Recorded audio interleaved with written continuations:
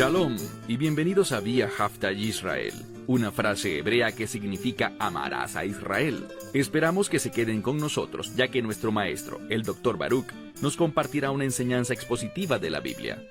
El Dr. Baruch es profesor titular del Instituto Sera Abraham, con sede en Israel.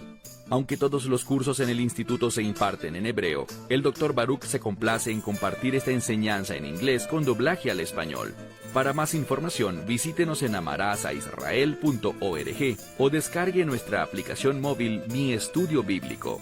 Aquí está Baruch y la lección de hoy. La Biblia enseña que los caminos de Dios no son nuestros caminos y que sus pensamientos no son nuestros pensamientos. En otras palabras, hay una desconexión entre la humanidad y Dios. Y lo que aprendemos es que solo a través de la redención, solo tras recibir al Espíritu Santo en nuestra vida, es que podemos tener la posibilidad de escuchar a Dios y el poder de obedecerlo. Ahora estamos estudiando el libro de Génesis. La semana pasada llegamos hasta el capítulo 4, verso 7, y quiero reanudar la lección de hoy en ese mismo sitio. Si tienen a mano sus Biblias, que espero que sea así, busquen conmigo Génesis capítulo 4, verso 7. Para comprender lo que se nos revela en este pasaje, debemos recordar algo: que el primer hombre y la primera mujer pecaron en el jardín y en consecuencia, ellos entendieron su culpabilidad ante Dios e intentaron responder a ese pecado cubriendo su vergüenza. En la Escritura usamos la palabra desnudez, y lo hicieron cosiendo unas hojas de higuera. Pero más adelante vimos algo de lo que ya hablamos. Dios vio eso como algo inadecuado, insuficiente, y Él los vistió con pieles de animales. ¿Por qué eso es importante? Porque para tener esas pieles fue necesario derramar sangre. Así que vemos que hay un principio. El derramamiento de sangre es un requisito para cubrir nuestros pecados. Esa acción de cubrir se conoce como expiación. Pero hay algo mejor que la expiación y es la redención. La redención elimina totalmente el pecado, mientras que la expiación solo lo cubre y mantiene alejado el juicio de Dios, pero no elimina la necesidad del juicio de Dios. Eso es algo que debemos recordar a lo largo de nuestro estudio del libro de Génesis, porque ese principio se enseña y se desarrolla una y otra vez. Vemos en este pasaje de la Escritura que Caín está disgustado, porque su ofrenda, por no tener sangre, por no provenir de un animal sino de la vegetación, Dios no la recibió, y se usó la expresión su semblante decayó. Literalmente su rostro decayó. Estaba decepcionado, estaba cabizbajo, y en lugar de ver qué cambios podía hacer en su vida para agradar a Dios y ser aceptable ante Él, ¿qué hizo? Recuerden que el pecado está operando en la creación debido a ese primer pecado de Adán ve Java, Adán y Eva. Y vemos que el orgullo, los celos y el deseo de hacer más que los demás, todas esas cosas estaban activas y en funcionamiento dentro de la vida de Caín. ¿Y por qué es tan crucial que entendamos eso? Debemos ver que esas cosas son consecuencia del pecado, y si no nos ocupamos del pecado debidamente, eso se manifestará de forma desagradable y desastrosa. ¿Por qué lo digo? Veamos el verso 7. Dios está hablándole a Caín en medio de su disgusto y su desánimo por haber sido rechazado por Dios, y le dijo: ciertamente, si haces lo bueno, aquí aparece la palabra bueno, pero en forma verbal. Si haces lo que es bueno. Y algunas Biblias traducen esto, y no tiene nada de malo, con la palabra correcto. pero no debe relacionarse con la noción de rectitud o apropiado, sino con la palabra bueno. Y hemos aprendido en numerosas ocasiones que el concepto bíblico de bueno está relacionado con la voluntad de Dios. Así que sería mejor traducirlo como si haces la voluntad de Dios, entonces algo se producirá. Dice seet. Y esta palabra significa elevar, o en este caso ser recibido o ser aceptado. Así que Dios le estaba diciendo, si haces mi voluntad, yo te recibiré, yo aceptaré tu ofrenda. Pero si no, dice aquí, si no haces lo bueno, si no haces mi voluntad, entonces hay una consecuencia. Pero antes de ver la consecuencia, podemos decir algo. Siempre habrá una consecuencia, sin importar que hagamos lo bueno o lo malo, siempre habrá una consecuencia. Dios es un Dios que responde. Nunca está ignorando lo que pasa, siempre responde. Entonces Él dice, si haces lo malo, si no haces mi voluntad, si no haces bien, a la puerta, el pecado. Y la palabra para yacer a la puerta es la misma que vemos en el libro de Salmos, en el Salmo 23, donde dice que Él nos hace yacer en verdes pastos. Tiene que ver con un posicionamiento. Pero aquí se habla de un posicionamiento en el que el pecado puede ir en contra de nosotros. Así que, cuando haces lo que está en contra de la voluntad de Dios, eso posiciona al pecado en tu contra, para llevar a cabo su deseo en vez de los deseos de Dios. Si haces lo que está en contra de mi voluntad, lo que no es bueno, el pecado está posicionado, acecha a la puerta, y hacia ti Él dirige su deseo, su pasión. Ya habíamos analizado antes esta palabra y se trata de un fuerte deseo. Lo que entendemos es que el pecado dirige su deseo hacia nosotros. El pecado quiere hallarnos. El pecado quiere moverse en nuestras vidas, en nuestro ser, en nuestra existencia, en nuestro comportamiento. Y este es el problema. Cuando hacemos lo que está en la voluntad de Dios, eso pone al pecado lejos de nosotros. Pero cuando hacemos lo que está en contra de la voluntad de Dios, eso posiciona al pecado en nuestra vida de manera que pueda obrar en contra nuestra, y pronto lo veremos. La última parte de este verso es muy importante. Dice, Ve'ata timshal bo. Es una palabra que significa gobernar. Habíamos comentado que tenía que ver con la palabra gobierno, así que podríamos decirlo de este modo. Pero tú debes aprender a ejercer autoridad sobre él. Debes aprender a gobernarlo. ¿Y cómo lo hacemos? La respuesta es algo que ya vamos a ver, porque al adentrarnos en la segunda mitad del capítulo 4, hallaremos que se hace un énfasis en el texto sobre la sangre, saber tratar con la sangre correctamente. El problema es que Caín no sabía hacerlo. Él derramó sangre indebidamente, y vamos a ver una imagen de eso que no deja lugar a dudas. Y quiero destacar, antes de proseguir al nuevo verso de hoy, el verso 8, que debemos aprender a dominar, a gobernar, a ejercer autoridad sobre el pecado. Y la única forma de hacerlo es a través del poder de la redención. Verso 8. Y Caín habló con Abel, es decir, con su hermano.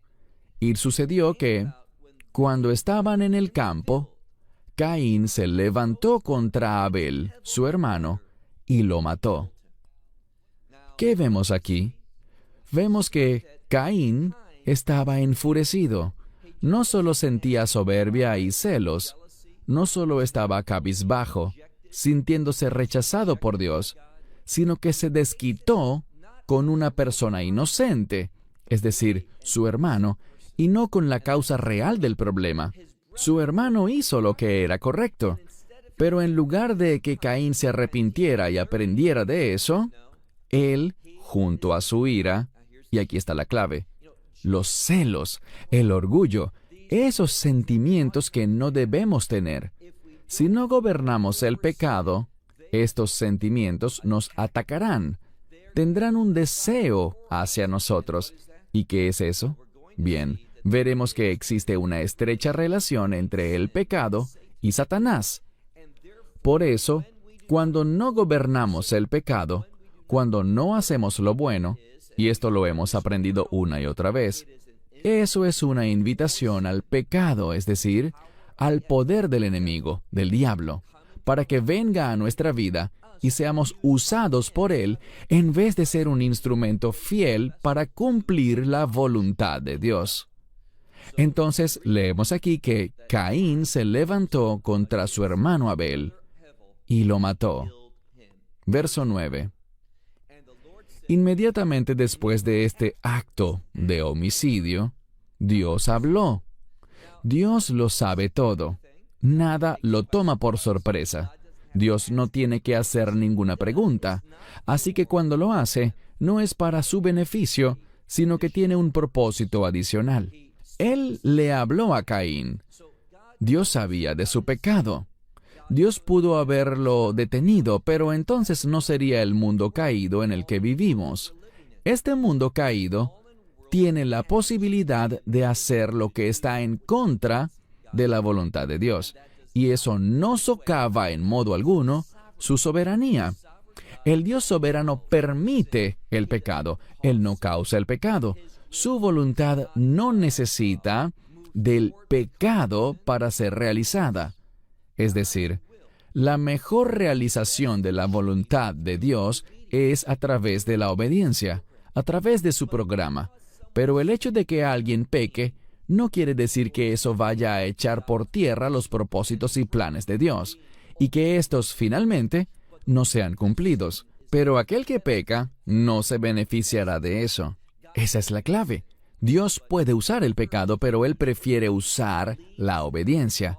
Él lidera, Él hace el llamado. Su voluntad es siempre que se obedezca a su palabra, no que se desobedezca a su palabra. Pero incluso cuando desobedecemos, eso no significa que en última instancia, y eso es clave, en última instancia, la voluntad de Dios no vaya a cumplirse. Así que Dios le habló a Caín y le dijo, ¿dónde está Abel, tu hermano? En este pasaje se está resaltando la relación entre Caín y Abel. Ellos son hermanos, y por tanto, debería haber una cercanía, una amistad, debería haber existido una afinidad. Pero debido al pecado que encontramos que la familia se destruye. Esta unión que Dios creó estaba siendo atacada por el pecado. Entonces Dios dijo, ¿dónde está Abel, tu hermano? Y Caín le respondió. Él le dijo que no lo sabía. Dijo, yo no sé. Él mintió. Aquí vemos una manifestación del carácter del pecado. Vemos lo que pasa cuando alguien no domina, no gobierna el pecado. ¿Qué sucede? Vemos que el primer pecado ocurrió en el jardín, la desobediencia al comer del fruto que Dios mandó al hombre que no comiera. A causa de eso, hay una forma incorrecta de pensar, hay celos, hay orgullo, hay una incapacidad para responder correctamente a la emoción. En vez de decir, estoy cabizbajo, ¿y por qué estás cabizbajo? Porque no hiciste lo correcto. ¿Y cuál es la solución si estás cabizbajo, si tu semblante decayó? Arrepentirte y hacer lo bueno. Eso es lo que Dios dijo en el verso 7. Y al hacerlo, el arrepentimiento te enseñará a gobernar el pecado. Pero si no lo hacemos, dejaremos que esos sentimientos de envidia, de orgullo y de desánimo no solo se manifiesten a través de una mala forma de pensar, sino en un mal comportamiento. Y eso fue lo que hizo Caín. Él asesinó a su hermano. Y ahora, para encubrir eso, él miente. Mentirle a Dios deja ver lo poco que sabemos acerca de Él, porque no puedes mentirle al que todo lo sabe. Él dijo, yo no sé. Y luego empeoraron las cosas porque además dijo, ¿Acaso soy el guarda de mi hermano? Bueno, la voluntad de Dios es que nos cuidemos los unos a los otros, que seamos personas que vigilan y protegen a los demás. Pero aquí vemos un cierto grado de altanería e insolencia en la voz de Caín. Él le dice a Dios, ¿acaso soy el guarda de mi hermano? ¿Esperas que yo sepa dónde él está todo el tiempo y me ocupe de eso? ¿Que me comporte de ese modo y lo vigile a él?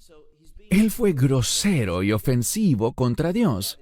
Y esa es otra consecuencia de estar bajo el dominio del pecado en nuestra vida, en vez de nosotros dominar al pecado. Verso 10. Dios habla ahora y dice, ¿qué has hecho? De nuevo, Dios ya lo sabía, pero Él estaba llamando la atención de Caín respecto a su pecado. Le estaba haciendo saber que Él estaba al tanto de lo que Él había hecho. Dice, ¿qué has hecho?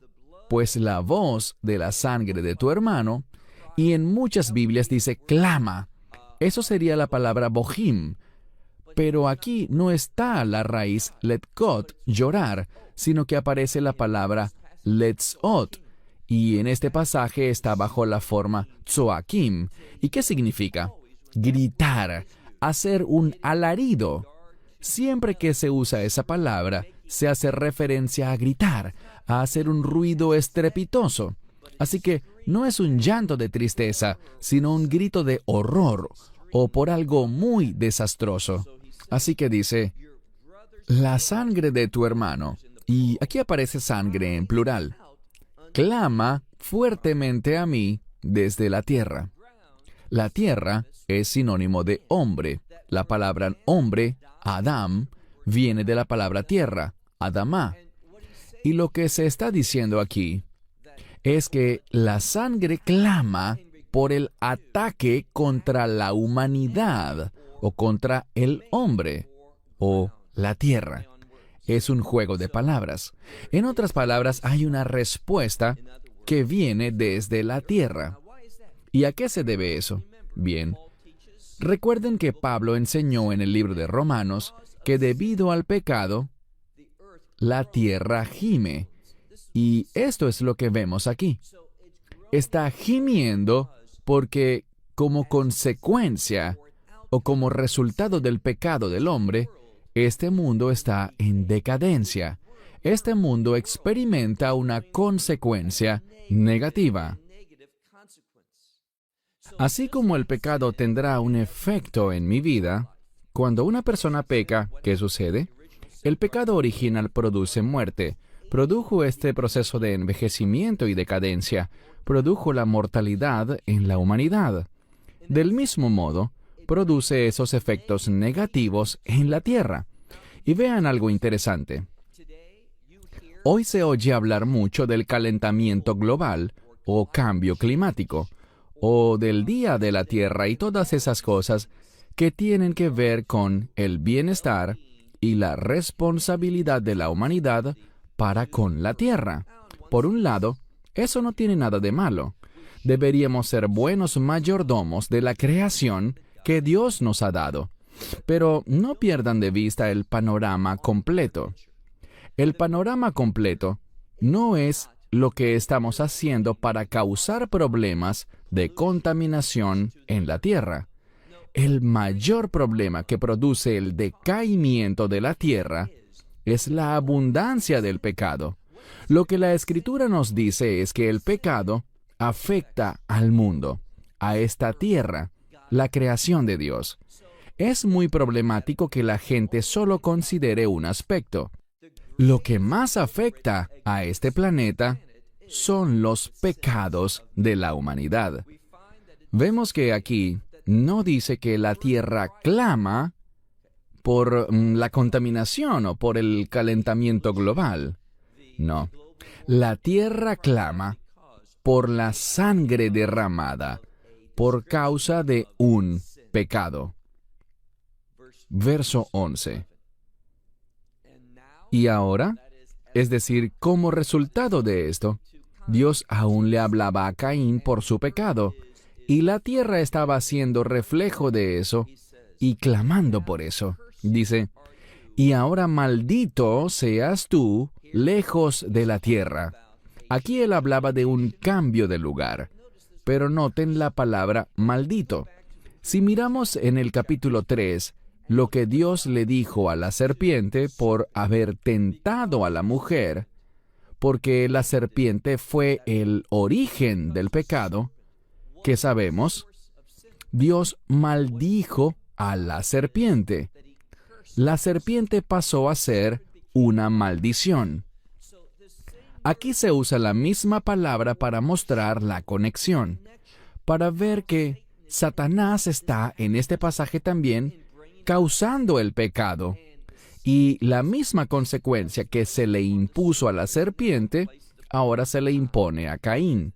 Dice, ahora maldito seas tú, lejos de la tierra que abrió su boca para recibir la sangre de tu hermano por tu mano. La tierra está en lo cierto. La tierra recibe esa sangre que Caín derramó. Y esto muestra una desconexión. Podemos aprender de la tierra. La tierra clama, la tierra anhela el resultado de la redención. ¿Dónde está el resultado de la redención? En el reino de Dios. Sabemos que existirá un nuevo cielo y una nueva tierra, y eso es maravilloso. Eso es una expresión, una frase análoga al establecimiento de la Nueva Jerusalén, la forma final del reino. Así que actualmente no oímos a la tierra con nuestros oídos, pero la tierra clama por redención, por el resultado de la redención, el reino. Les haré una pregunta. ¿Eso te describe a ti? ¿Tú clamas por redención? ¿Quieres ver el resultado? ¿Quieres que el reino sea una realidad? Muchos seres humanos no quieren eso. Muchos creyentes no quieren eso. Estamos demasiado inmersos en este mundo y el mundo sabe que está caído, que será destruido y que se transformará en un nuevo cielo y en una nueva tierra. Eso es lo que el planeta quiere. Ojalá nosotros lo querramos también. Leamos el verso 12. Tú trabajarás la tierra. Por una parte, esta revelación no es nueva. Vimos que en el jardín, Dios mandó a Adán a trabajar la tierra. También vimos en el capítulo 3 que, como consecuencia del pecado, Él deberá trabajar la tierra, pero la tierra será muy distinta.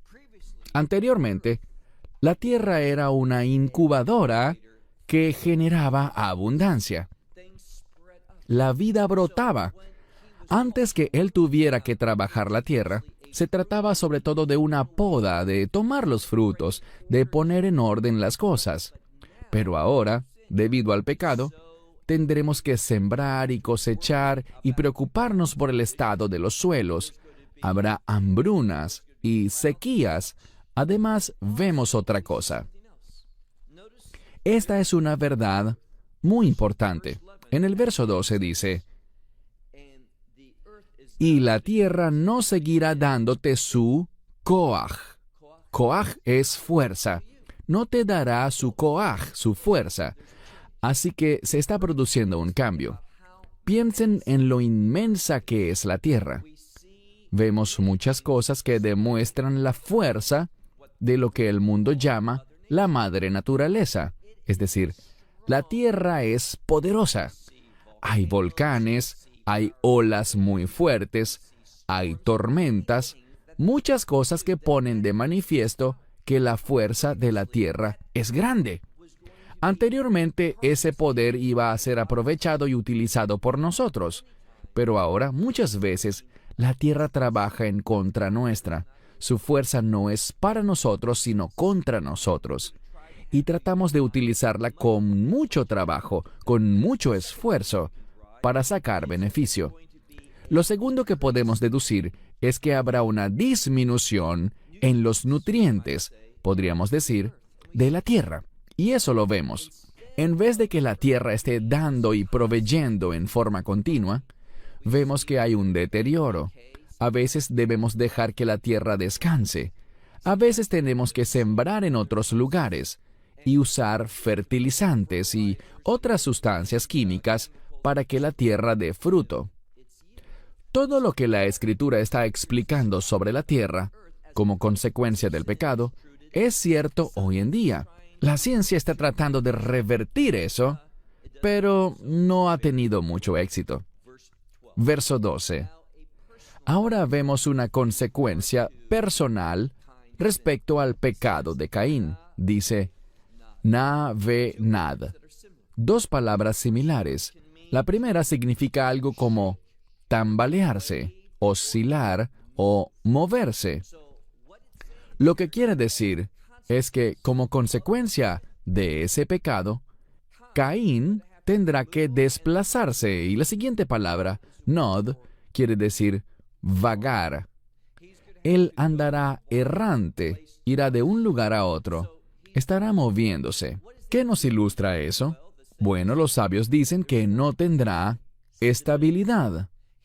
Él no hallará lo que anda buscando en su lugar de ubicación. Así que se moverá de un lugar a otro, de una cosa a la otra, intentando hallar lo que busca. Él vivirá una vida de inestabilidad. Dice aquí, andarás moviéndote y un errante serás en la tierra. Verso 13. Y Caín le dijo al Señor, grande es mi iniquidad para soportarla. Es demasiado grande. Él estaba diciendo, este castigo es más de lo que puedo soportar. ¿Y saben qué? Tenía razón, porque al final el castigo traerá la muerte. Él no encontrará la solución en la tierra.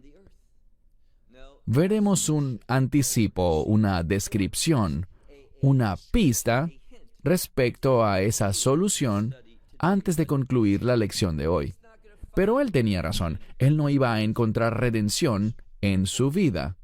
Verso 14. He aquí que me has echado hoy de la faz de la tierra. Lo que él estaba diciéndole a Dios es lo siguiente. Al final, me iré de este planeta. No estaré aquí para siempre. Yo iré a otro lugar. Y tenía razón. Al final, él iría ¿a dónde? Él iría al Sheol. Todo esto es para darnos una revelación sobre el destino del hombre sin la redención. Dejaremos este planeta. ¿Y por qué eso es importante? Bueno, cuando leemos Génesis capítulos 1 y 2, vemos que el mundo fue creado, y me refiero sobre todo a la tierra, para darnos provisión. Vemos una conexión entre la creación y la vida. Así que Él está dejando esta creación, donde Dios lo había puesto, y primero fue el jardín, y luego fue echado de este lugar donde Él estuvo después. Está siendo expulsado de este mundo, de esta tierra. Y Él sabía lo desastroso que eso era, lo desastroso que eso sería para Él en cuanto a la eternidad.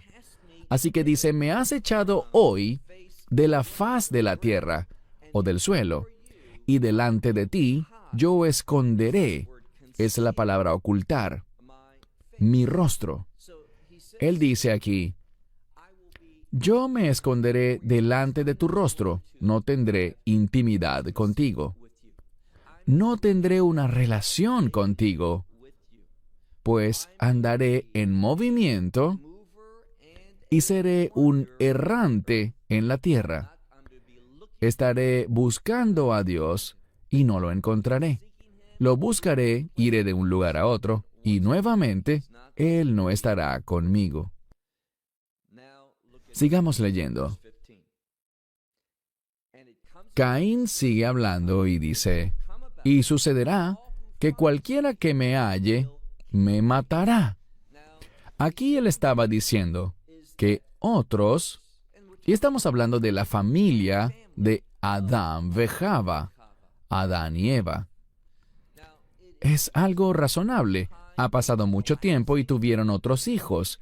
Y él dijo, yo he dado una descripción visible, un resultado del pecado. he matado a alguien. Y noten el resultado de eso. Él dijo, debido a esto, ellos querrán una retribución. Ellos querrán venganza. ¿Por qué uso esa palabra? Porque esa palabra aparecerá varias veces en el texto. Este asesinato amerita una retribución. Ojo por ojo. Eso es lo que los otros querrán. Y esto no es lo que Dios desea. No es correcto buscar la venganza. Eso no es lo que la humanidad debería buscar. Alguien dirá, espera un momento. La Torá dice, ojo por ojo. La Torá permite la pena de muerte. Y eso es cierto. Pero eso es en la Torá que viene después. Aquí, Dios quería enseñarnos una mejor manera. Alguien se preguntará, ¿dices que hay una mejor manera que la Torá? Claro que sí. Y eso no significa que la Torá no sea buena, santa y justa. Pero, verán, la Torá no es eterna. Sé que el judaísmo enseña que sí lo es, pero la Biblia no. ¿Por qué lo digo? Bien, finalmente, una de las cosas que requiere la Torá es el templo. Anteriormente, cuando andaban desplazándose en el desierto, y cuando estuvieron inicialmente en la tierra de Israel durante unos 400 años y algo más, estaba el Mishkan, el tabernáculo. Pero finalmente, como dije, pasó a ser el templo. Y para entender esto, pueden consultar el libro de Hebreos. Hay una relación entre el templo y la Torá. Ambos van de la mano.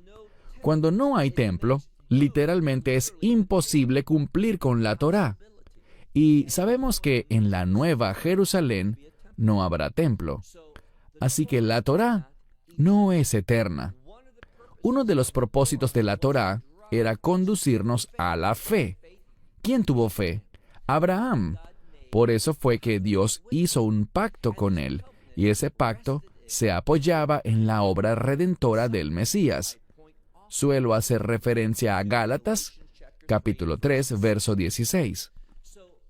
Uno de los propósitos de la Torá es conducirnos de vuelta a la fe, a los propósitos originales de Dios. Y cuando alguien peca, ¿Dios quiere que esa persona muera? No. Esa es la consecuencia del pecado, pero Dios no quiere eso. Y aquí lo veremos. ¿Qué quiere Dios? Dios no se deleita en la consecuencia del pecado. Dios se deleita en el arrepentimiento, para que Él pueda perdonar. Y la única manera en que Él puede perdonar es a través de la redención. Y todo esto se verá reflejado en este pasaje. Pasemos ahora al verso 15. Y el Señor le dijo a él, por tanto, cualquiera que mate a Caín, dice Shivatayim, 7 veces, la venganza recaerá sobre él 7 veces. Esa es quizás la mejor manera de traducirlo. Recuerden esto, porque volverá a salir a colación en un futuro. Aquí tenemos una situación en la que la venganza de Dios recaerá sobre aquel que mate a Caín, quien era un asesino, y eso significa que no es la voluntad de Dios que alguien exija retribución y mate a Caín. Esa no es la voluntad de Dios, aunque Caín sea un asesino. ¿A qué apunta esto? A la redención como la eliminación de la culpa del pecado. Eso es lo que trata de enseñarnos. Y el Señor puso sobre Caín una ot, es decir, una marca. Pero esta palabra también significa señal o un milagro, pero esta es la clave. Y creo que hablamos de esto anteriormente en nuestro estudio del libro de Génesis. La palabra ot es una señal milagrosa que solo Dios puede hacer. Así que Dios iba a poner una marca milagrosamente sobre Caín que cumpliría una función. Leamos. Y el Señor puso sobre Caín una marca, y luego aparecen las palabras Levilti Jacot, que hacía imposible agredirlo, golpearlo, para todos los que lo hallaran. Es decir, que hay una extensión de esto.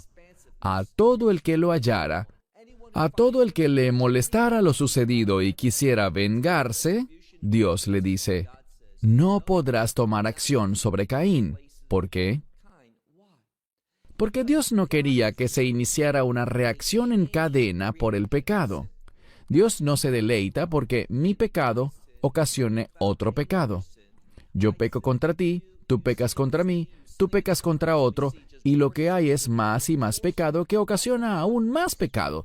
Eso no es lo que Dios quiere. Dios no quiere retribución, Él quiere redención. Y eso es lo que este pasaje nos enseñará en breve. Pasemos al verso 16. Y Caín partió de delante del Señor y habitó en la tierra de Nod. La palabra Nod viene de ese mismo término que significa vagar. Dios dijo, andarás como un errante, y él se va a vivir en la tierra del errante. Como les había dicho antes, él no tendría estabilidad. ¿Qué nos enseña esto? Cuando no tenemos intimidad con Dios, cuando sacamos a Dios de nuestras vidas, tendremos inestabilidad. Estaremos moviéndonos de un lado a otro, y por eso dice aquí que él habita en la tierra de Nod, la cual, dice aquí, está al oriente del Edén. El oriente se suele asociar con el juicio de Dios, así que no está experimentando el Edén, sino que está recibiendo el juicio en lugar del Edén, que es el paraíso. Edén viene de una palabra que significa placer, o algo que adorna, algo que es bonito. Verso 17. Y Caín conoció a su esposa, y la gente se pregunta, ¿de dónde salió esa mujer? Bueno, esa era su hermana. Y la gente dice, eso es una violación de la Torá. En aquel momento la Torá no estaba en vigor. La Torá no había sido recibida. Y no vemos problema en que Caín tuviera relaciones con su hermana, pues se les había dicho que fueran fecundos y se multiplicaran. Así que, aun cuando él era un pecador, él iba a intentar cumplir la voluntad de Dios y obedecerle. Dice que él partió de delante del Señor, habitó en la tierra de Nod, al oriente del Edén, conoció a su esposa y ella concibió y dio a luz a Hanoc. Hanoc es su hijo. Y luego dice, y sucedió que él edificó una ciudad. ¿Quién es el sujeto de este verbo? Por el contexto es nuevamente Caín. Él tenía una familia y construyó una ciudad. Él construyó un lugar donde su familia pudiera habitar. ¿Y cómo la llamó? Él llamó la ciudad según el nombre de su hijo, Hanoc. Aquí vemos que hay una progresión. Él está preocupado por su descendencia, porque su hijo tenga un lugar donde vivir. Él está demostrando cosas relacionadas con los propósitos y planes de Dios. A Dios le preocupa dónde habitamos. Dios provee. Y estas cosas se ven ejemplificadas en Caín. Asimismo, leemos en el verso 18, y a Hanoc le nació Irad, e Irad engendró a Mehujael, y Mehijael engendró a Metushael. No sé qué tan importante sea esto, pero en hebreo, y esto no se ve en el texto en español, el que le nació a Irad primero se llamó Mehujael, pero luego dice que Mehijael engendró a Metushael. Hay un cambio en la forma en la que se escribía ese nombre. ¿Qué podemos aprender de esto? Un principio muy importante, que era un hecho frecuente llamar a la misma persona por distintos nombres. A veces por nombres similares y otras por nombres muy diferentes, como el caso de Jetro, el suegro de Moisés, quien tenía otros 2 nombres diferentes. Los nombres pueden ser modificados o cambiados por diversas razones. ¿Qué otra cosa tenemos aquí? Bien, vemos que Mejillael engendró a Metushael, y Metushael engendró a Lamech. Estamos viendo una progresión. Han pasado muchas generaciones, pero aún falta saber más de la familia. Y lo que veremos es que Adán y Java, Adán y Eva, aún estaban teniendo hijos, aparte de los que estaban también teniendo sus hijos y nietos. ¿Por qué? ¿Cuál era la voluntad de Dios? Que la tierra se llenase, que esta familia fuese fecunda y se multiplicara. Y estamos viendo una muestra de esto. Pasemos ahora al verso 19. Estamos hablando de Lamech. Él tomó 2 esposas. El nombre de una fue Adá y el nombre de la otra, Zila. Vemos que el hombre estaba improvisando de una manera que traspasaba las instrucciones de Dios. ¿Qué quiero decir? Que Dios creó una mujer para un hombre. Eso fue lo que Dios hizo al crear a Java para Adán. Pero ahora, Lamech estaba tomando 2 esposas. Si consultan los comentaristas rabínicos al respecto, verán que estas eran las costumbres de las naciones y no las del pueblo de Dios. Así que vemos un problema. Él tomó 2 esposas, y aquí están sus nombres. Leamos ahora el verso 20. Y Adá dio a luz a Yabal, y él fue el padre de los que habitan en tiendas y crían ganado, o que tienen rebaños, podríamos decir.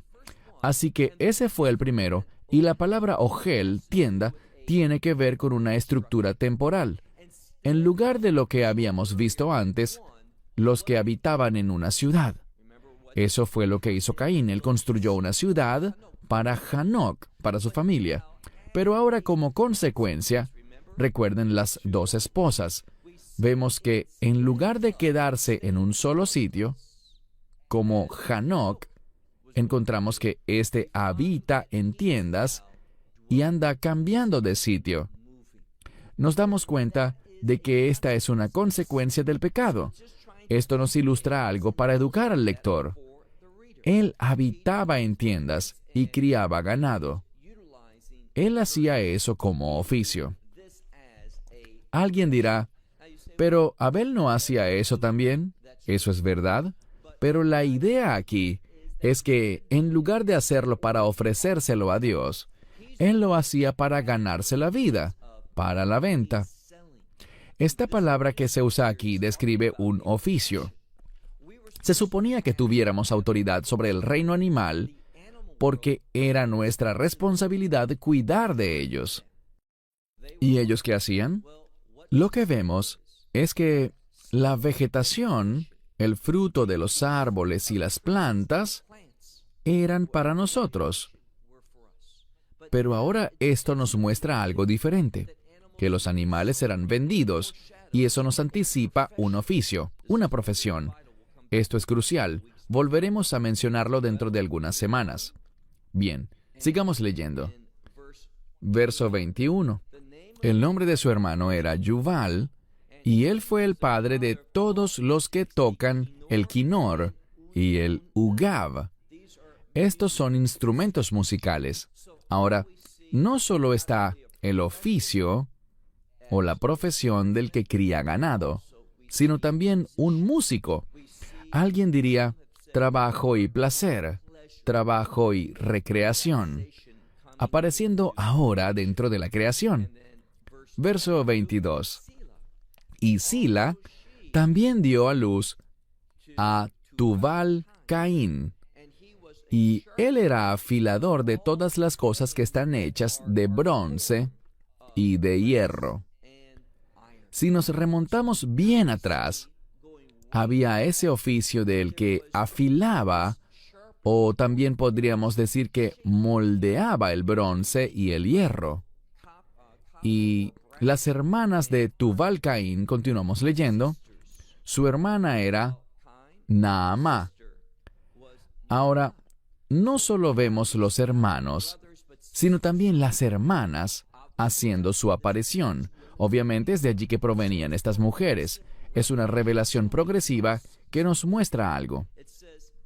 Dice, Veajot, la hermana de Tubal Caín, la primera vez lo dije mal, no es hermanas en plural, es en singular, la hermana era Naamá, verso 23. Y Lemech, y otra vez vemos una modificación en el nombre, dijo a sus esposas, Adá y Silá, oigan mi voz, oh mujeres de Lemech, y escuchen mis palabras. Un hombre he matado. Ahora, él ha matado a alguien. ¿No fue eso lo que hizo Caín? Bueno, es distinto. Dice, lo maté porque él me hirió. Y un hombre joven es la palabra Yeled, un muchacho. No se sabe bien la edad. En muchas traducciones dice, un muchacho que me golpeó. Hice lo mismo, pero lo hice por una razón distinta, en defensa propia. Porque él me estaba hiriendo y me estaba golpeando, yo me defendí. Y dice, en este caso, si 7 veces Caín ha de ser vengado, para Lemech será 70 veces 7. De aquí podemos aprender esto. Si Dios no permitió que alguien se vengara de Caín por haber matado, y el que lo hiciese, eso recaería 7 veces sobre él. Ahora, como alguien mató a otro en defensa propia, habrá más venganza. Dios no quiere que haya ningún asesinato, ni tampoco quiere que se tome venganza sobre aquellos que han pecado. ¿Por qué?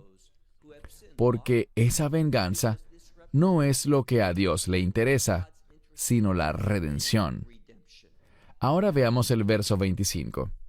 El verso 25 nos deja ver la noción de redención por las palabras que se usan. ¿Por qué lo digo? Bien, leamos el verso 25. Y Adán, es decir, el primer hombre, Adán, conoció de nuevo a su esposa. Ahora, ¿quiere decir que desde que nació Caín y Abel, Adán no había vuelto a conocer a su esposa? No es lo que dice. Pero aquí se nos está revelando una continuación de los planes y propósitos de Dios. Dice, él conoció de nuevo a su esposa, y ella dio a luz un hijo, y llamó su nombre, dice aquí, Set, que en hebreo es Shet. ¿Por qué Shet? Por Shat Li Elohim, porque Dios me ha provisto, me ha dado. Noten esto. Zerah Aher. Zerah significa literalmente simiente o descendencia. Y como está en masculino, en este caso es otro hijo. Y este hijo va a ilustrar algo. Esto nos va a revelar una verdad bíblica importante. ¿De qué se trata? El contexto aquí es en lugar de. Hay un sustituto y la sustitución es clave para la redención. ¿Por qué lo digo? Porque tú no moriste en la cruz, sino el Mesías. Tú debiste haber muerto en la cruz. Tú debiste haber sufrido el castigo por el pecado finalmente. Pero no fue así, o no era necesario, gracias a la provisión de Dios. Dios proveyó a Set un hijo, un Zerah, otro hijo, en lugar de Abel, porque Caín lo había matado. Aquí vemos en el lenguaje bíblico que Dios está diciendo con toda intención, aquí hay una solución. Yo voy a dar la solución para la consecuencia del pecado. Esto es a lo que Dios se refería. Pasemos ahora al verso 26. Y a Set también le nació un hijo, y llamó su nombre Enosh. Enosh es una palabra relacionada con el Mesías. De hecho, estas dos palabras, Zerah y Enosh, están relacionadas con el Mesías. Porque si decimos la palabra Zeroah, que es una forma distinta de la palabra Zerah, nos damos cuenta de algo. Zeroah está ligada al sacrificio de la Pascua. Esa es una de las formas en las que denominamos el sacrificio de la Pascua. Y Enosh está en un término utilizado por Daniel, Ben Enosh, el Hijo del Hombre. Así que estas palabras nos dan pistas del Mesías en el texto. Luego, Ujal likro beshem Adonai, que significa, como este pasaje tiene que ver con el nacimiento de Set y luego el nacimiento de Enosh, vemos que hubo un cambio. Luego el hombre empezó, literalmente dice que hicieron que él empezara a invocar el nombre del Señor.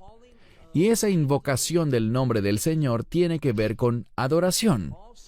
También es una frase que encontramos en el libro de Joel, donde dice, cuando el sol se oscurezca y la luna se vuelva sangre, todos los que invoquen el nombre del Señor serán salvos.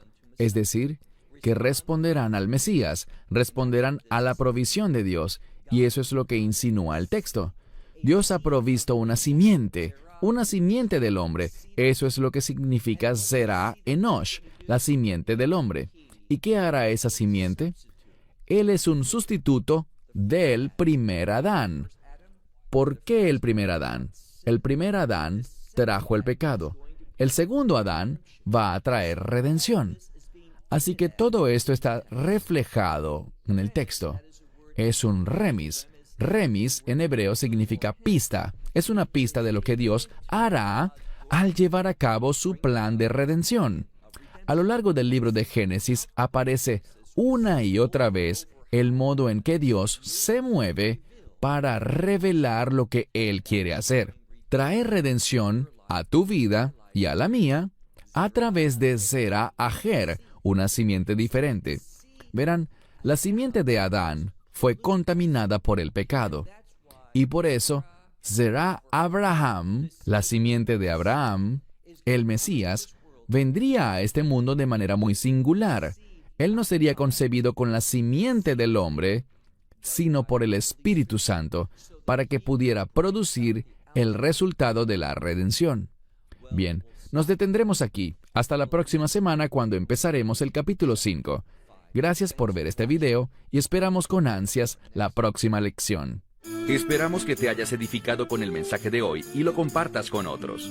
Te invitamos a seguir nuestros estudios cada semana por este canal y por el portal de YouTube de Amarás a Israel. También puedes descargar nuestra aplicación móvil gratuita, Mi Estudio Bíblico. Finalmente, para obtener más información sobre nosotros, visita nuestra web amarasaisrael.org, donde encontrarás otras conferencias de Baruch en audio, video y texto. Hasta el próximo programa. Que el Señor te bendiga en Yeshua HaMashiach, Jesús el Mesías, mientras caminas con Él. Shalom desde Israel.